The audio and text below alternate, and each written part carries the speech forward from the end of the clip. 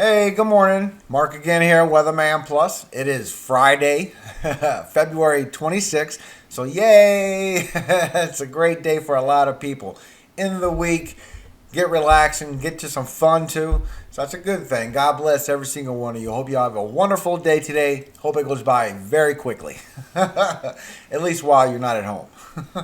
Now we have some very good news this morning. Also, we have not only the storms in the south, but we have still the cold, freezing, well below 0 degrees wind chills still happening for the Northeast.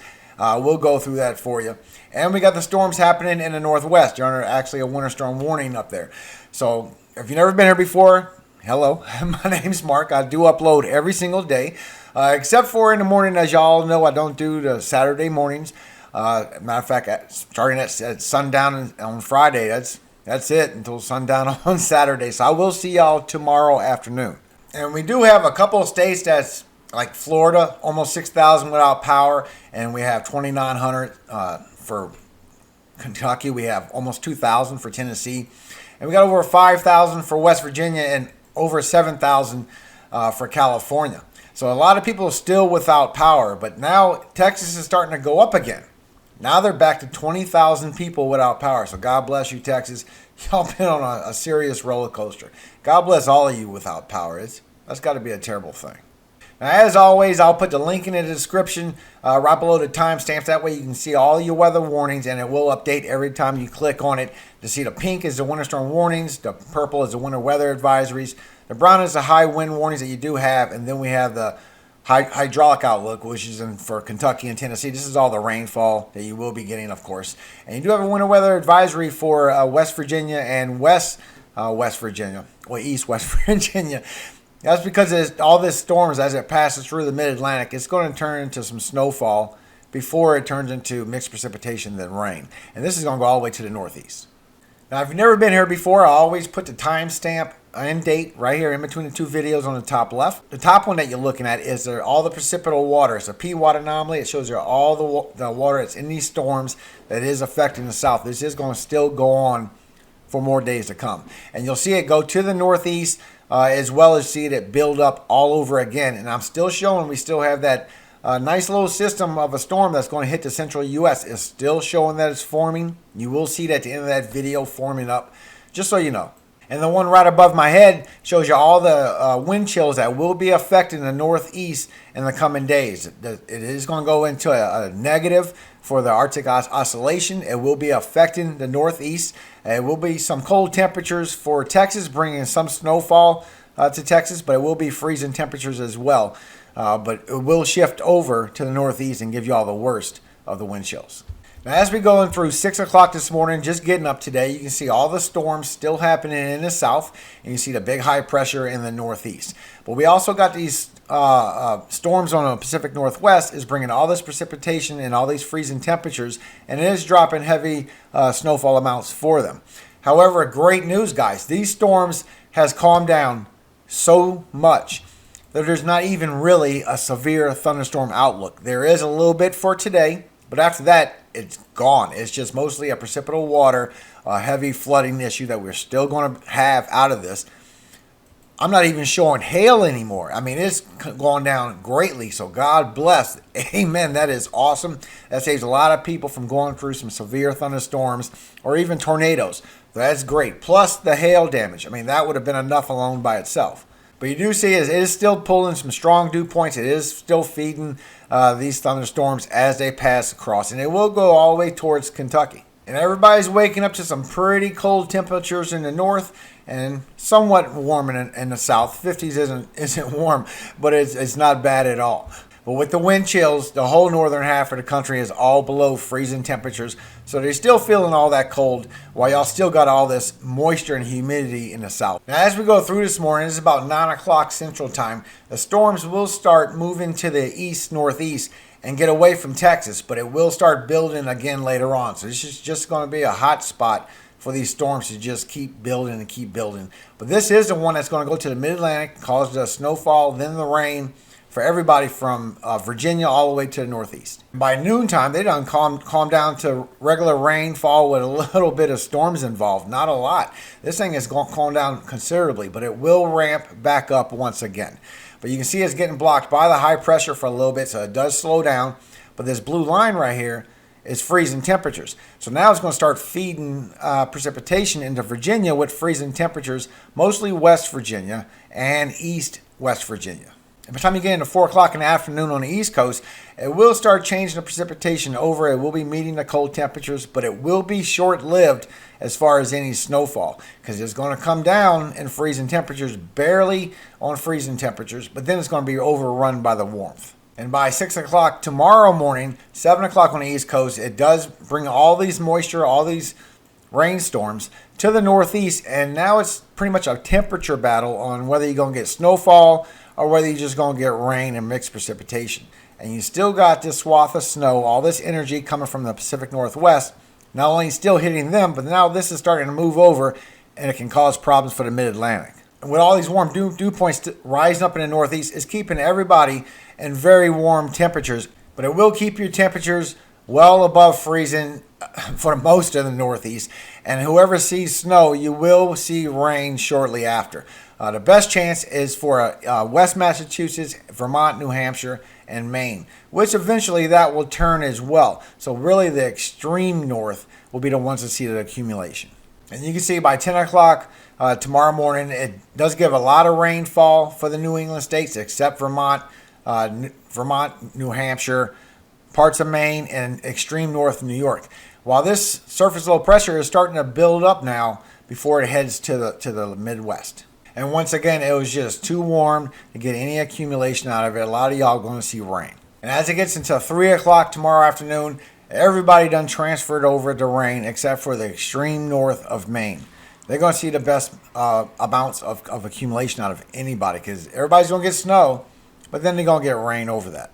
And you can see why. By this time, everybody is just way too warm. Even the extreme north of Vermont is 34. So the only people that's going to get it is well northern Maine. Everybody else is just way too warm by 3 o'clock.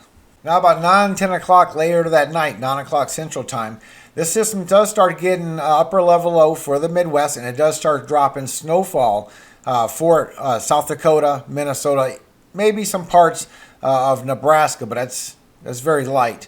But it will be dropping rainfall as well for Iowa, Missouri, a little bit of Illinois. And these storms are going to build up as it goes across Kentucky once again. This is going to come across the central U.S. plains once again. And by midnight tomorrow, the storm's gone off the Northeast. These storms that's from the south has been building up, and now it's moving over Kentucky and is headed towards the Corn Belt and the Northeast. And this surface low pressure is still dropping snowfall for South Dakota, mostly southeast, and southern Minnesota.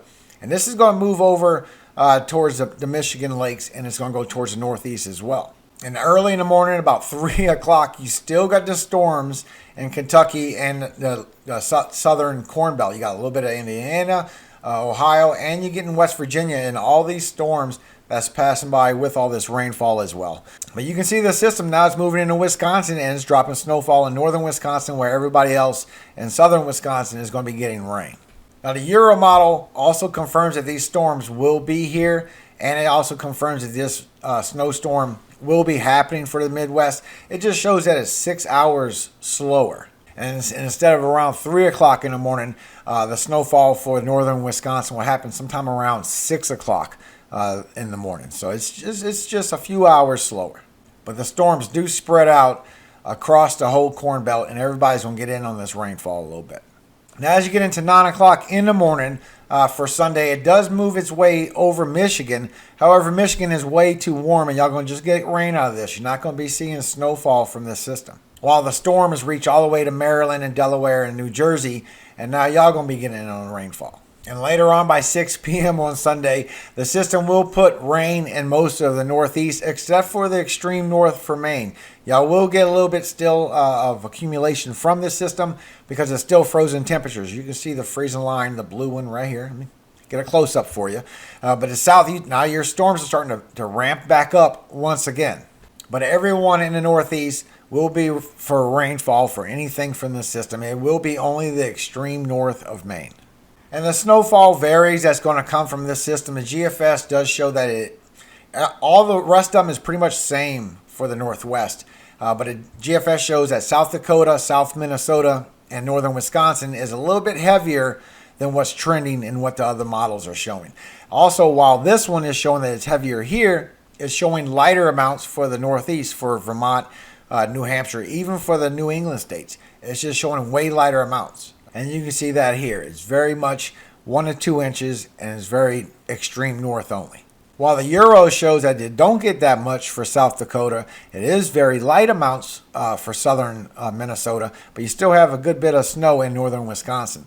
But now it's showing, the Euro shows that it will be more precipitation for Pennsylvania, as well as southern Vermont, southern New Hampshire, more of northern New York, and it'll get more towards southeast New York, where a little bit more area of people will see snowfall. So it's pretty much a timing thing. The Euro is showing 3 to 6 hours slower, so that gives time for the nightfall to come in and change the temperatures over from all this precipitation coming.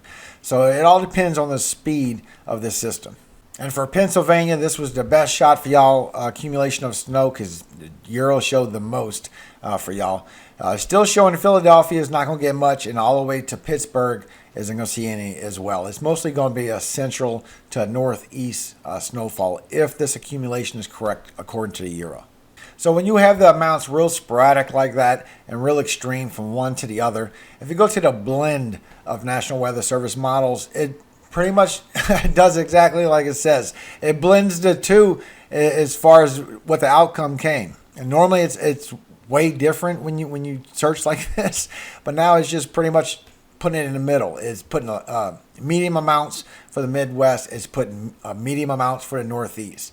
It's not much different. Only thing different is just showing that it's a lot heavier in Maine. You can get up to 3 inches of snow. Not much. And North Carolina, I did check for you. I did check for you, Billy.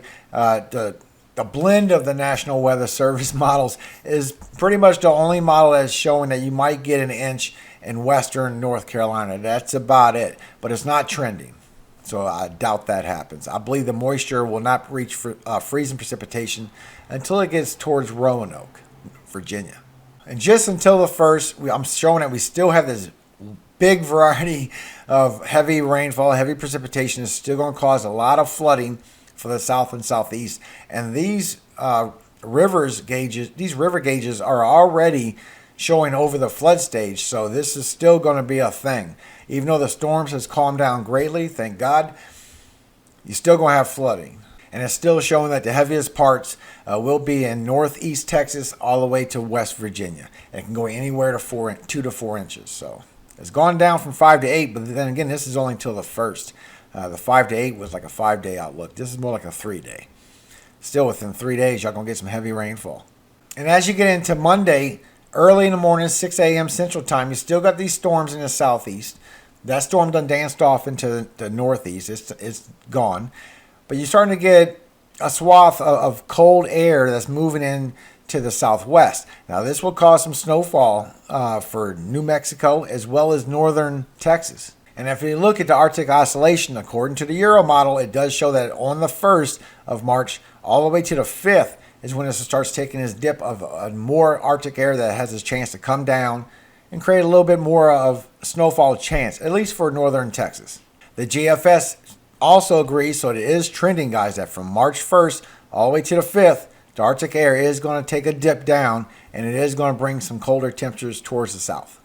Even the EPS, which anybody that had never been here before knows, I love the EPS. It is a good ensemble prediction system for medium range forecasting confidence. It is really a good model. It has been very accurate for the last few times that I used it in all categories. But it's showing also on the 1st, it's going to start taking a negative dive below the neutral phase into the negative to about a -1, 1.5. And it's going to go all the way until the 5th as well. So the Arctic oscillation, cold air, is going to be making a move into the country once again. And this is what's going to cause some very cold wind chills for the Northeast. But as you can see, it does move over just a little bit by 9 a.m. on Monday. And this is where it's going to meet the temperature battle right in the panhandle of Texas. You got a big high pressure up here. It is bringing very cold wind chills. This is the dip that you're going to be getting. But it's going to be dropping some snowfall. You will get a chance for some snow for northern Texas as well as New Mexico. And here's all the Arctic air that will be affecting the Northeast with the wind chills. And you can see the cold air anomaly. This is 850 millibars, way up 3,000 feet. And by Tuesday, the very cold air is going to move into western Texas as well as the Northeast. And this is going to cause below 0 degrees freezing temperature. It's going to be negative in the teens. And a few hours later, you can see it shifts over to the Northeast and it gets stronger for them. Now here's your temperatures for Tuesday. The Northeast is in the teens, while you're still in the low 30s for Texas. New Mexico's in the 40s. But by the time you move a few more hours later into the day, you'll see that the cold Arctic air did come in, and it did put 20s and 32 degrees for certain parts of Texas. But the Northeast now is in single-digit temperatures. And with the wind chills, the whole Southwest, Arizona, New Mexico, as well as northern and western Texas will be below freezing, feels like. So it will be a very cold wind chill that will be passing through, even though you won't be quite frozen temperatures. So I don't think there'll be a whole bunch of accumulation of snow just for that fact that you will be right on the edge of freezing to not really freezing temperatures. But you will see something. But the Northeast, the whole Northeast is going to feel like negative 10 to negative 30 degree wind chills. This is going to be a very cold air mass that's going to be pulling through for the Northeast, and this is going to happen around on Tuesday, guys. But to give you your best chance, Texas, I know that y'all want some more snowfall. Some people in the north do want to see it. I've read the comments. A lot of y'all don't want to ever see it again. I don't blame you. But it shows that, according to GFS, that New Mexico and the panhandle of Texas does have a chance for some snowfall, up to 5 inches. So there's a chance. However, it's trending that more likely than not that it's going to be barely an inch or so. The Euro does agree that there will be some snowfall for northern Texas as well as Oklahoma as well. But it shows lighter amounts. It shows more like 1 to maybe 2 inches, and heavier being in New Mexico.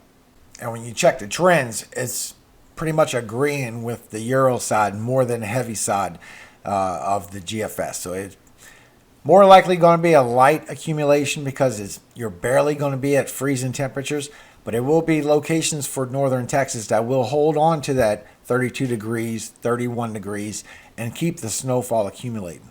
Now, I'm still showing that all these pinks is flood gauges, guys. These are letting you know that these are getting right on the edge, if not over the edge. And I'm still showing a lot of these flood gauges are still over the flood stage, if not 6 inches, a foot over. And now it's getting into where Missouri's even flood stage is 11, and it's over 12 feet. So it is growing to a growing problem of more flooding. Even on the edge of Iowa, flood stage is at 17 feet. It's right at 15 feet. So that is very close. But the other one, flood stage is 21 feet, and it's at 21.5, but it's at 21.9. So it's already starting to go over. And you can see the flood stages in the orange. These were green. Now they're starting to get a little bit closer. They still got a lot of room to go.